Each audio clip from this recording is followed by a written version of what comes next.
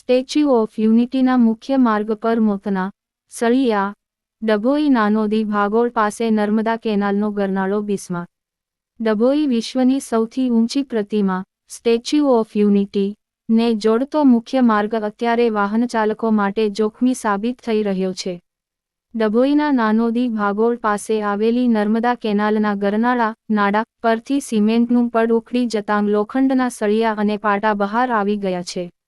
આ ગંભીર પરિસ્થિતિને કારણે ગમે ત્યારે મોટી દુર્ઘટના સર્જાવાની ભીતિ સેવાઈ રહી છે. મુખ્ય સમસ્યાઓ અને જનતાની હાલાકી ખુલ્લા સળિયા અને પાટા. રોડની બંને સાઈડ મોટા ગાબડાં પડી ગયા છે અને લોખંડના તીક્ષ્ણ સળિયા બહાર દેખાઈ રહ્યા છે. આના કારણે વાહનોના ટાયર ફાટવા અને પંચર પડવાની ઘટનાઓ સામાન્ય બની ગઈ છે. ટ્રાફિકનું ભારે ભારણ. આ માર્ગ માત્ર સ્થાનિક નથી, પરંતુ સ્ટેચ્યુ ઓફ યુનિટી જતો મુખ્ય સ્ટેટ હાઈવે છે. અહીંથી રોજના હજારો પ્રવાસી વાહનો અને ભારે માલવાહક વાહનો પસાર થાય છે. નર્મદા પરિક્રમાર્થીઓને મુશ્કેલી.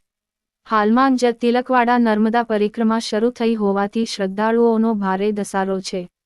રાત્રિના સમયે અંધારામાં આ સળિયા ન દેખાતા ટુ વ્હીલર ચાલકો સ્લીપ થવાની શક્યતા વધી ગઈ છે. તંત્રની ઘોર નિષ્કાળજી પર સવાલ. સ્થાનિક લોકોમાં ભારે રોષ જોવા મળી રહ્યો છે.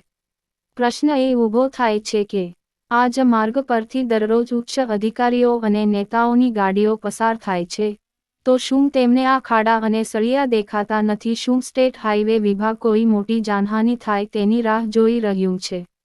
લાખો પ્રવાસીઓ જ્યાંથી પસાર થાય છે તેવા વીઆઈપી રોડની આવી દુર્દશા કેમ? અધિકારીઓ ક્યારે જાગશે? આ સવાલ અત્યારે ડભોઈની જનતા પૂછી રહી છે. જો વહેલી તકે આ ગરનાળાનું રિપેરિંગ કામ કરવામાં નહીં આવે, તો કોઈ નિર્દોષ વાહનચાલકનો ભોગ લેવાય તેવી પૂરેપૂરી શક્યતા છે.